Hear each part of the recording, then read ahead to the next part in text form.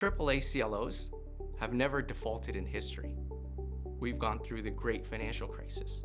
We've gone through the pandemic, the tech wreck, European debt crisis, and yet a AAA CLO has never defaulted in history. That speaks volumes about this asset class. My name is Jeff Sujitno, and I'm a portfolio manager at Wellington Square Advisors. Before we go into what CLOs are, I think it's important to point out what CLOs are not. CLOs are not CDOs, and CDOs were the vehicles that caused the great financial crisis. CDO effectively is a structured vehicle, and that vehicle owns subprime mortgages in the US, owns home equity lines of credit that were given to individuals with a limit that exceeded the collateral value of their homes. And finally, there were ninja loans. These are loans given to individuals with no income, no job, no assets. When you bundle these things into a vehicle, the outcome you have to expect was not going to go very well. And that is exactly what happened. A CLO is a fancy name. Collateralized loan obligations is what it stands for. A CLO is effectively, at its very essence, simply a portfolio of US senior secured corporate loans that are actively managed. In the world that we're in right now, there's a lot of volatility across all markets, across equity markets, across fixed income markets. What investors should focus on for fixed income is giving them a fixed income experience that's consistent with what their clients expect. That is actually low volatility. And yet we're in this uncertain environment. So how do you reduce volatility in fixed income?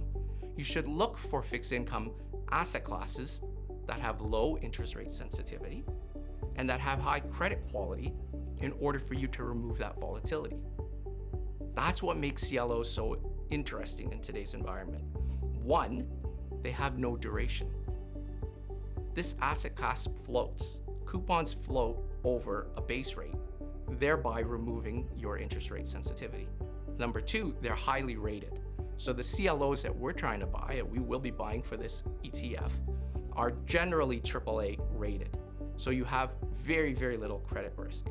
And finally, when you add CLOs to an existing portfolio of fixed income, what you end up doing is actually making your fixed income portfolio better. And that's because CLOs provide you with lower correlation to other areas of fixed income because they float, give you better Sharpe ratios because they have low volatility and very strong returns. AAA CLOs have never defaulted in history. We've gone through the great financial crisis. We've gone through the pandemic, the tech wreck, European debt crisis, and yet a AAA CLO has never defaulted in history. That speaks volumes about this asset class. AAA CLOs actually have very, very low default characteristics based on the way that they're structured. This portfolio of US senior secured loans that are actively managed within the CLO, the money that is raised in order to create that portfolio is done not like a mutual fund or an ETF of loans where unit holders buy the entire vehicle. CLOs are structured in a way where the capital raised for that portfolio, it is raised through debt and through equity. So it's more akin to a bank than it would be to a fund. At the AAA level, CLO AAAs have support beneath it. The support beneath help to preserve the stability and the credit worthiness of that top structure. Let's take an example. Let's take $1 billion CLO. In order to have this portfolio of senior secured loans that you're actively managing by that CLO manager, they need to raise the capital. They raise the capital by issuing debt and equity. Within the debt, the top ranking piece of debt is rated AAA, and it usually comprises about 64% of the vehicle. So you have $1 billion vehicle, $1 billion portfolio actively managed. The AAAs represent about 64%, So that's 640 million. Everything beneath that goes to support the AAAs. So effectively, there's 36% of capital that sits below the AAAs that need to be impaired before the AAAs are impaired. So going back to the fact that AAA CLOs have never had any defaults, well, that buffer, that 36%, is so significant that it allowed the AAA CLOs to survive some very, very difficult times. So let's put some context around that 36%.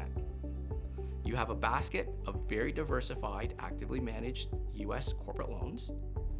The worst default rate in history for that asset class is about 13%. 13%. However, because bank loans themselves, loans to these companies, are senior and secured, the actual loss, default loss, was 5%. So let's put that into context. You have a vehicle that has 36% support for the AAAs. And in the worst case scenario, all you had was 5% default loss.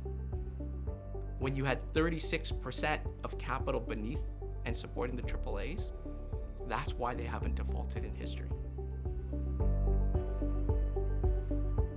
The underlying assets of a CLO are US senior secured loans. These are loans to companies that I'm sure you've heard of. United Airlines, Ocean Lom, PetSmart, Formula One, Charter Communications. These are all household names. And these are actively managed in the CLO by very, very seasoned credit professionals. Firms like BlackRock, Blackstone, Ares, KKR, Apollo. Those are the managers that are managing your CLO. And what I really like is there's this incredible alignment of interest, because these managers that sponsor the CLO, it's their CLO, they effectively, and for the most part, provide the equity for the CLOs. If we're at the top of the capital structure and the AAAs, maybe the AAs, then you have this alignment of interest where your manager is looking out to take care of you because you rank ahead of them. Investors have to rethink their fixed income. What happened or what worked in the past is not going to work as well going forward, in our view. 40 years we've had declining interest rates that ended with ZIRP, the zero interest rate policy. And we all know that didn't work as effectively as we wanted to. And now what you've seen is an inflection. Yields are actually going up. And as yields go up, you don't have that tailwind that you had for 40 years of interest rates coming down. So investors, their advisors, have to really rethink how to get exposure for their clients in fixed income, how to structure fixed income portfolios. I think that's going to be a challenge going forward. And in order to do that as well as possible, you have to embrace these asset classes that once were not available to retail investors. AAA CLOs have very, very low correlation to other areas of fixed income, which makes them ideal for addition into a portfolio. Like any asset class, any exposure you're going to have, any segment of fixed income you have in your portfolio, this can't be the exclusive one. This has to be part of a portfolio, a well-balanced portfolio. It adds characteristics into your portfolio that other areas of fixed income don't have. So this is not something that you would use exclusively in your portfolio. You're getting, with a AAA CLO, a lot less credit risk than, let's say, a corporate bond. Corporate bonds in Canada, or even in the US, when you take a look at them at an index level, they comp to a credit rating of about BBB plus, maybe A minus. AAA CLOs are AAA, the best possible credit rating. And yet, yields of AAA CLOs are equivalent to corporate bonds in Canada and corporate bonds in the US. And yet they have a higher credit rating, giving investors another alternative in fixed income.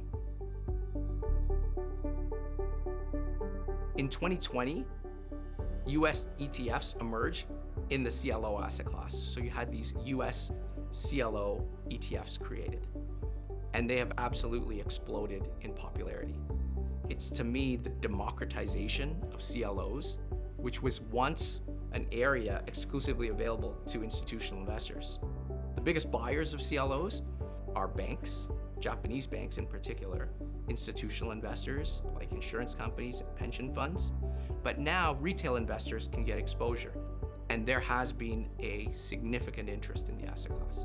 This is a new asset class for the Canadian market, but let me tell you, you are going to hear a lot about them. There are a number of ETFs that we suspect will launch with the CLO theme in the CLO market, and it is not something to fear, it is something to embrace. More and more managers are going to come out with products. So the question that you have to ask yourself is, what differentiates one manager from another? What differentiates one ETF or fund from another?